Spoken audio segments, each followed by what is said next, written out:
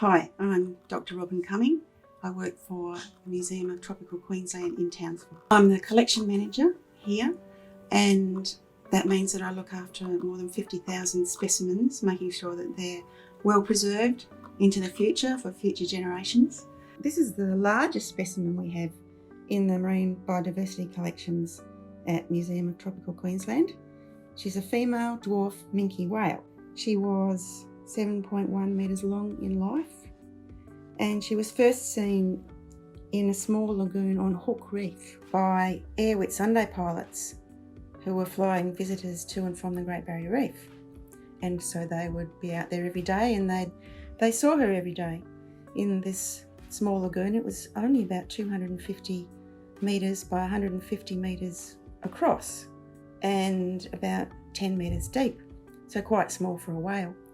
And she got in there by swimming over a coral sill, which is a shallow part, but it's about 2 metres deep at high tide, so deep enough for her to swim in. So technically she was not trapped, but she would have needed a high tide to swim out again. She attracted a lot of media attention and attention from scientists. And scientists came from Townsville and elsewhere to study her while she was swimming around the lagoon, collect data about her behaviour and calling and other things. And they included Dr. Peter Arnold from the Museum of Tropical Queensland, who was a curator here at the time. She ended up being in the lagoon for 3 months, swimming around in circles. And after a while, it became apparent that she really wasn't getting enough to eat in there. She was showing signs of pronounced weight loss. And so there were several attempts made to rescue her, and that meant ushering her over the coral sill at high tide. So boats were used and various other techniques like bubble curtain to coax her to swim out, but she resisted all attempts and remained in the lagoon. So fast forward to mid-November, she's still there, and large tiger sharks started entering the lagoon.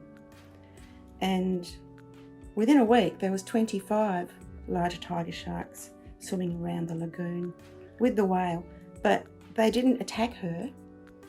However, it wasn't long after that, on the 28th of November actually, that she suddenly left the lagoon of her own accord, and unfortunately then died a couple of hours after leaving the lagoon. And she was found on the top of a nearby reef in very shallow water, just a few hundred metres away from the lagoon. So she died almost exactly 3 months after entering the lagoon. She was towed 40 kilometres to the nearest island, which was Hook Island in the Whitsundays, and a necropsy headed up by Dr. Peter Arnold of this museum was carried out on the beach of Butterfly Bay on Hook Island.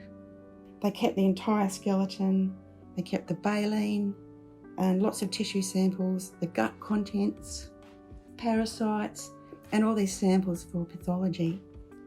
And they did lots of measurements as well. Unfortunately, there could never be a definite cause of death determined. So the bleeding skeleton was taken back to Townsville, to James Cook University, and went through a long, painstaking process of cleaning and drying the bones. And it wasn't until many months later that she made the final stage of her journey to the Museum of Tropical Queensland.